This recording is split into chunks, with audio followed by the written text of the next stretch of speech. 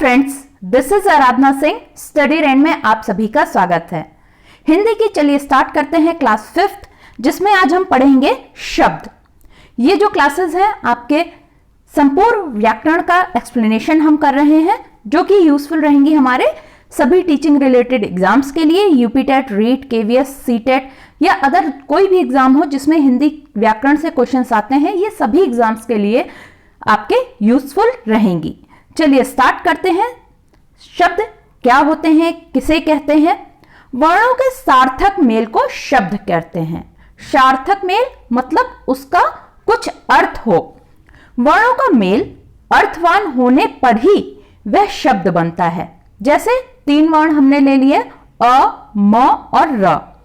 इनके मेल से शब्द बना अमर, जिसका अर्थ होता है न मरने वाला या अविनाशी। यदि इन्हीं वर्णों को हम जंबल कर दें, इधर से उधर कर दें, और तो क्या बनेगा? जैसे वर्णों का मेल अगर किया जाए म, र और अ, मर और अरम, र म अ रम हो, तो ये मेल शब्द नहीं होंगे, क्योंकि इनका कोई अर्थ नहीं होता है। तो शब्द किसे कहते हैं? जिनका कोई अर्थ हो। ऐसे वर्ण मिलकर कोई शब्द बना देंगे जिनका अर्थ हो, वही शब्द कहलाते हैं। तो शॉर्टली अगर समझने के लिए कहा जाए, वर्णों का ऐसा समूह जिनके मेल होने पर कोई अर्थ हो, मिलने पर कोई अर्थ हो, उन्हें ही हम शब्द कहेंगे। अब पद किसे कहते हैं? शब्द जब वाक्य में प्रयुक्त होता है तब उसे पद कहा जाता है, किंतु वाक्य के बाहर यह शब्द कहलाते हैं। जब शब्दों को एक अरेंजमेंट में हम रख देते हैं, एक सिस्टमैटिकली रख देते हैं, तो क्या होता है? वो वाक्य बन जाता है। जैसे कुछ शब्द जैसे हैं बच्चा, मिठाई और खाना। यहां ये जो शब्द हैं वो स्वतंत्र रूप से हैं, आपस में इनका कोई संबंध नहीं है। लेकिन जब इनको हम वाक्य में बनाते हैं तो कैसे कहते हैं? बच्चे ने मिठाई खाई। तब क्या हुआ? ये जो तीनों शब्द हैं पद हो गए। बच्चा क्या है?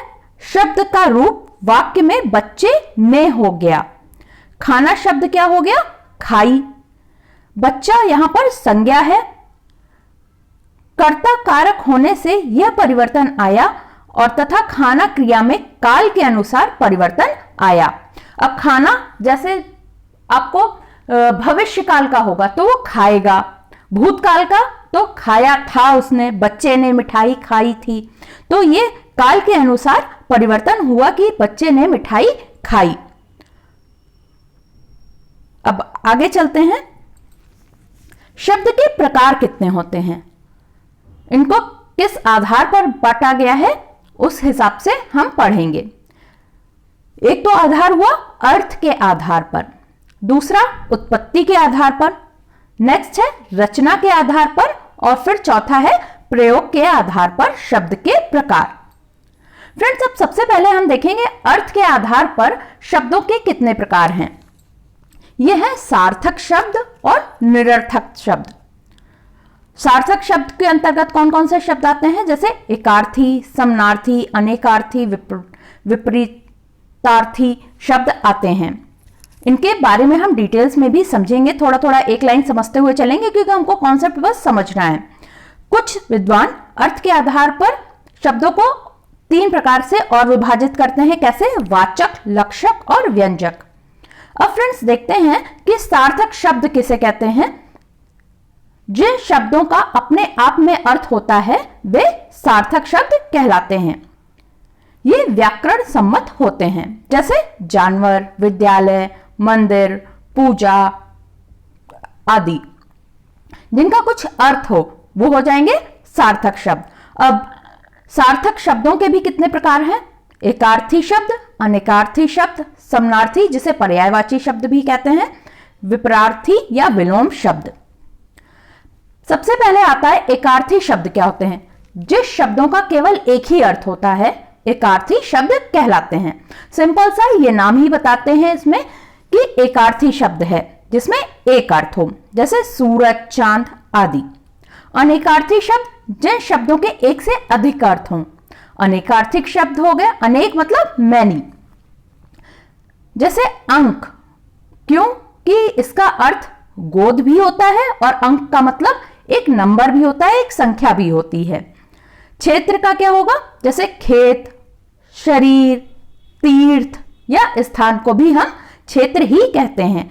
क्षेत्र शब्द जब बोला जाएगा तो इसके भी ये मायने होते हैं कि हम खेत के बारे में भी कह रहे हैं, तीर्थ स्थान के बारे में भी कह रहे हैं।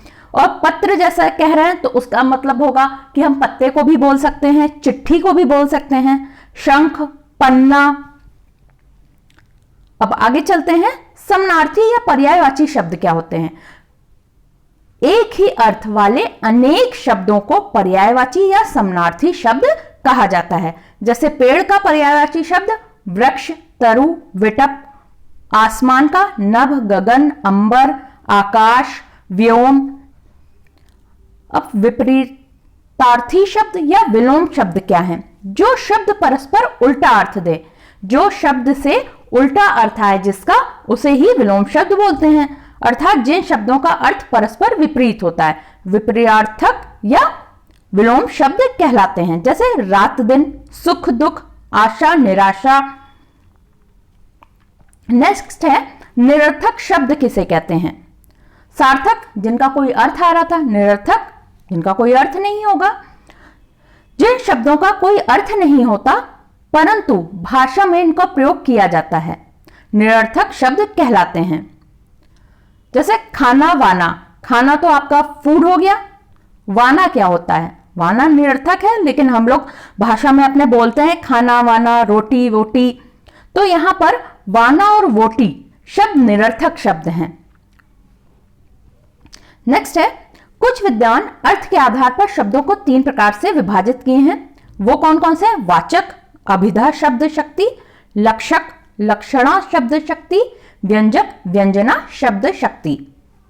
अब इनको देख लेते हैं। वाचक या अभिधा शब्द शक्ति क्या होता है? फ्रेंड्स, इसको सिंपल तरीके से ये समझ लीजिए, वाचक मतलब बोलने वाला।